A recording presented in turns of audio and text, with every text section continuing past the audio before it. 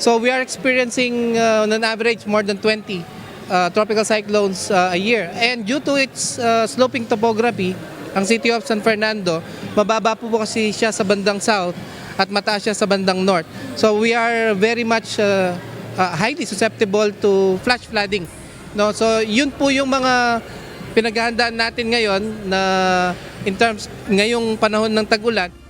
Isa sa mga palaging apektado ng bagyo at pagbaha ang lalawigan ng Pampanga dahil sa lokasyon nito sa typhoon belt ng Pilipinas.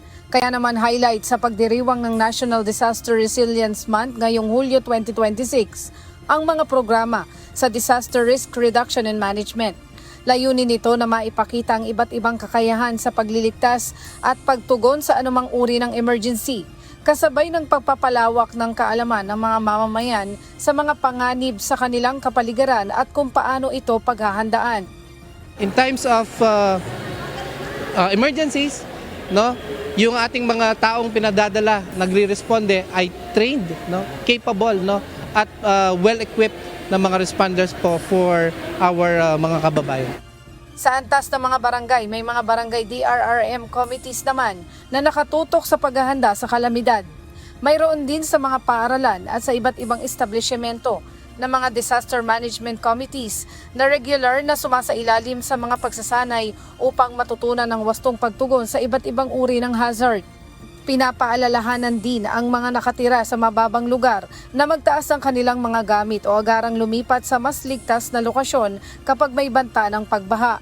Ngunit maliban sa bagyo at baha, isa rin sa mga pangunahing pinaghahandaan ang posibleng malakas na lindol o ang tinatawag na the big one. Bagaman walang nakatalang aktibong fault line sa Pampanga, maaari pa ring maapektuhan ito ng paggalaw ng mga kalapit na fault systems. Top 2 hazard is the ground shaking o yung earthquake, no? Kaya while wala pong fault line in the City of San Fernando or in the province of Pampanga na nakamap, no?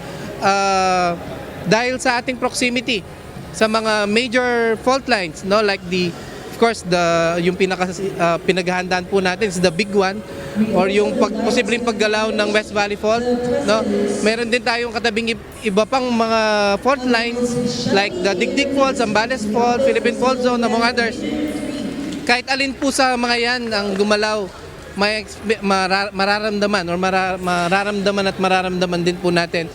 Isa sa mga tampok sa static display ng lungsod ng San Fernando ang Mobile Earthquake Simulator kung saan maaaring maranasan ng mga bisita ang iba't ibang antas ng pagyani.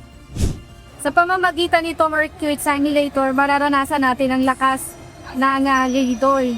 Gaya na lamang nitong intensity 5, maaaring makatayo ka pa. Pero pag kumabot na to ng intensity 8, gaya ng naranasan mo sa Sarangani, General Santos City, dahil sa paglakas ang pagyani, ay maaaring hindi ka na makadaya. Ipinaalala rin ng mga otoridad na kapag nagsimulang lumindol, dapat agad isagawa ang duck cover and hold.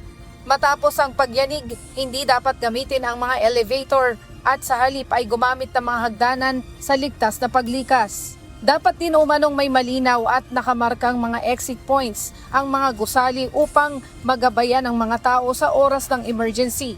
Responsibilidad din ng mga building administrators na magkaroon ng maayos na evacuation system para sa kanilang mga tenants at occupants. Mahalaga rin ang pagpapalakas ng mga kakayahan sa high-angle rescue at iba pang espesyalisadong operasyon sa pagliligtas. Kabilang sa mga itinambok na kakayahan sa static display, ang Mobile Earthquake Simulator, Collapse Structure Search and Rescue or Rescue Radar, High-Angle Rescue, Crashed Vehicle Extrication and Rescue, Water Search and Rescue, at Emergency Medical Services. Leslie Widem, UNTV News and Rescue. Diyos ang aming sandigan, serbisyo publiko ang aming pinahalagahan.